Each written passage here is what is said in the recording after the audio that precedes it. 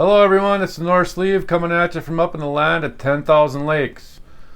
Today we are 2 months out and we are going to talk about the good, the bad, and the ugly in VSG surgery. Stick around, you don't want to miss it.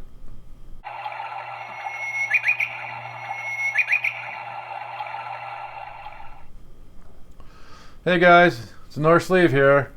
Today we're going to talk about the good, the bad, and the ugly, which all pertains to VSG surgery. I guess I'll start out with my stats, which everybody likes to hear at first. My height is 6'2". My highest weight was 354 pounds. My surgery weight on April 20th, 2018 was 333 pounds. And in the 12 days of my pre-op liquid diet, I lost 21 pounds. And right now I'm still at 291 pounds from about 5 or 6 days ago. I guess that's not a bad thing, but so all in all, since April 8th when I started my pre-op diet, I am down approximately 63 pounds. And from the day of surgery till now, I'm down about, I guess it would be 42 pounds. So I'm not going to complain about that. The other good thing is I've gone down 5 sizes in pants. So anyways, let's get to the good, the bad, and the ugly in VSG surgery. First off, let's start with one thing which I would consider the bad or the ugly, is the dreaded pre-op diet, which is basically the first stage you have to go through once you know you're having surgery, other than the process your insurance company makes you go through, which can last from 3 months to 9 months, I guess, like my process was. The pre-op diet. The pre-op diet's not fun. I think that was probably one of the hardest things to go through this whole process so far for me. I originally was set up to do the pre-op diet for 10 days, and it ended up getting extended to 12 because my surgery got pushed back 2 days because my doctor was on call on the day that I was supposed to have surgery, which was Wednesday, April 18th, I believe it was. Instead, it got pushed up to Friday, April 20th, which, wasn't too bad. But anyways, the pre-op diet, for me, the hardest thing on that was the very first day, where you switch from eating your normal foods to all protein shakes and water and broth. I'm not going to get into that too much because I've talked about that on some of my other videos. But like I say, day one was the toughest for me. Actually drinking the protein shakes, and then I also had Carnation breakfast essentials in the morning. I would have that with a glass of milk. It's basically a little packet of powder you get from Carnation, and you mix it with a glass of milk, and you get like 13 grams of protein with it, and it actually tastes good. It tastes like chocolate milk, and it actually fills you up, really. But so I'd have that just about every morning, and then 2 or 3 protein shakes throughout the day, and water, and Crystal Light Kool-Aid is what I drank a lot of, and some water, but mostly the Kool-Aid, the Crystal Light. And it was tough to get used to, but you have to have your mindset in the game for doing this, and that's one of the processes you have to go through, is to try to train yourself how to eat properly and to eat so much less than what you're used to because of what's coming in the future with your surgery. So anyways, like I say, the pre-op diet was the worst. It gets better as time goes on. I watched a lot of videos up until, or I still actually do, but before my surgery, and learned a lot of things from a lot of people, and that's one of the reasons why I'm doing this today, and I have been doing this, is to kind of continue it on for people coming up behind us, watching these, hoping that they can take something positive from what I have to say or what anybody else doing videos has to say, so they can learn something about themselves or how to prepare for this procedure. Because you can learn so much from everybody else, and everybody's so different. Everybody has different results, so it's really cool how everybody's honest and talks about that stuff, and it's a learning process as they're going through it, like I am right now. And I learned a lot from the people that have done videos before that, and I'd like to put a big shout out to all those people and say thanks for doing that for me to watch. And hopefully for you that are watching right now, hopefully you'll enjoy what I'm telling you, because I'm just here to help and tell the truth and how this system works. But anyway, so the pre-op diet, once again, you have to do that because your medical team wants you to realize what it's like to eat less and to get in the proper procedure of eating properly and eating less and eating protein with the protein shakes, so you get used to that once you have your surgery. It's also because the doctors want you to shrink your liver a little bit before surgery, so it's easier for them to get into with their laparoscopic tools because they have to hold up your liver to get at your stomach because your stomach is positioned underneath your liver. And they use a special tool inside you when they poke the holes in you and they're doing the actual surgery process. They have a tool that holds up the liver, and if it's really big, I guess it's a lot harder for them to do the actual surgery. So let's move on to the actual surgery day. Actual surgery day, I was excited. I was nervous a little bit, but more so, I was more excited than anything because watching some of these people on these videos go from 400, 500 pounds down to 200 some pounds or whatnot is amazing in 6, 8, 9, 10, 12 months. And so going into this, I was nervous, but I knew that the positive part of it afterwards would be worth any pain or suffering I had to go through during the process, because you're going to change so much for the better that no matter what you have to go through, it's worth it. I was in the hospital for one day. I had my surgery at like 10 in the morning.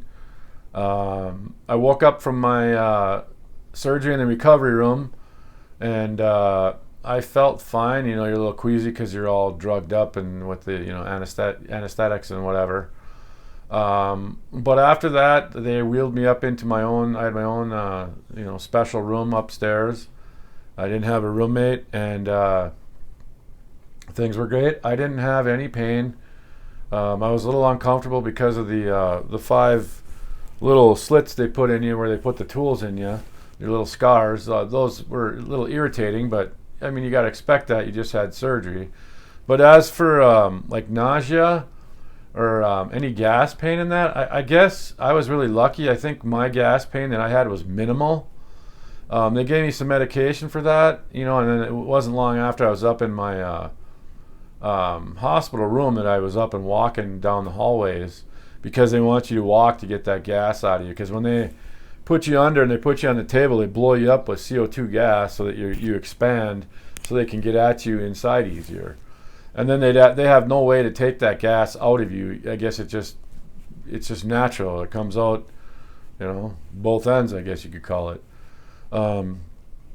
But anyways, everything went great. I didn't have, no pain. I didn't have to take pain medications, which I was totally amazed at. I did not feel one thing inside me, where they actually staple, your stomach after they cut part of it out and remove it, which I thought was very weird. I thought for sure you would feel that. I did not feel that at all.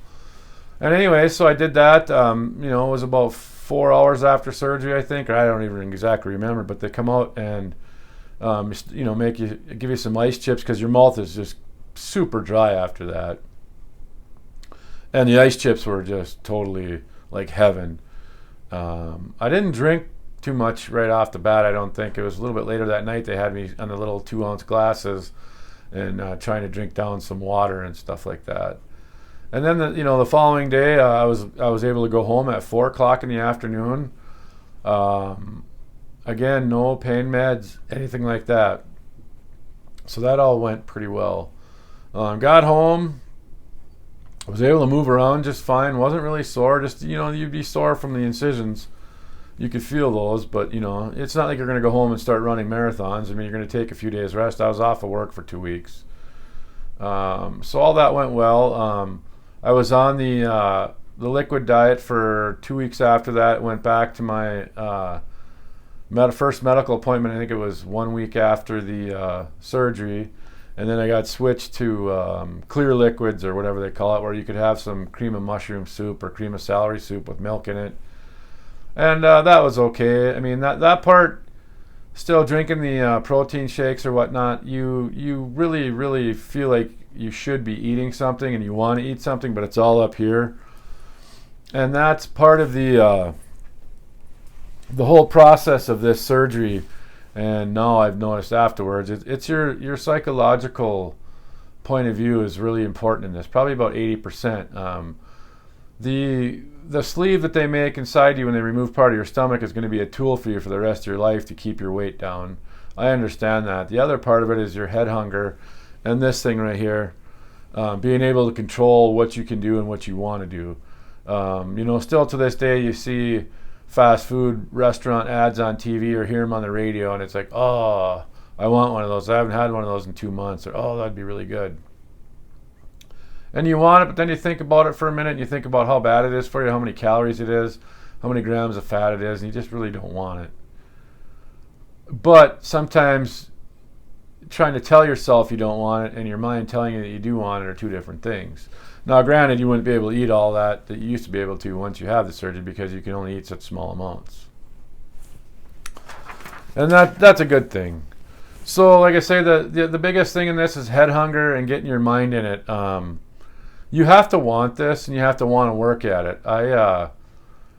One of the toughest things, I think, since I went back to soft foods 1 month after my surgery, and you got to learn how to eat. You got to learn how to control your portion sizes, which is kind of hard to do at first because you're so used to eating on a normal sized plate. Like a guy like me, my old model, Body by Pizza Hut, you would eat a full plate and probably another full plate, your second helpings. And once you have the surgery, you just realize that, wow, you really used to eat a lot. Now, I take a small plate about this big and I put about as much food as on the palm of my hand, about 3 to 4 ounces of food.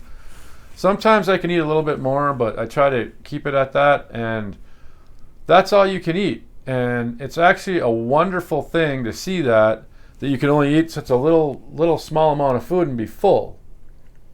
But then again, your mind again is playing games. It's like, well, you should eat more than that. That's not enough. I mean, it is enough, but your mind tells you want to eat more. So that's the hard part. One of the bad things in the good, the bad, and the ugly is keeping things in portion sizes and not going over them. After you have the surgery, your whole feeling inside you when you eat in your stomach is totally different than what it was before you had surgery. Prior to surgery, when you'd eat, you'd get full or whatnot. You'd feel fullness in the very bottom part of your stomach or way down deep in your belly. Now, at least for me anyway, I think it is for just about everybody, but now you feel it like in your esophagus, right in here, like in your chest. And as soon as you eat a little bit, if you start to burp or start to feel, you can almost like feel a little bit of it moving, that's when it's time to quit. And that's one of the things you have to control with your mind, is so that you don't eat too much. Now, I haven't had any issues yet with throwing anything up that I've ate. I know I've watched videos and read things on this surgery where people have tremendous problems with throwing up food, even after they drink, or nausea or stuff like that. And thank God I haven't had any of that. I feel for those people that have to go through that, because that's got to be horrible. But I've found out, like I say, I'm only 2 months into this, so I'm still fairly new at it, of course. But I've found my, I guess you'd call it the sweet spot, where when you eat something and you can feel yourself slowly getting full, but it's like it starts to climb up into your chest. And when it reaches a certain spot, I stop and I don't eat anymore. And I know that if I did eat a little bit more, it probably would come up.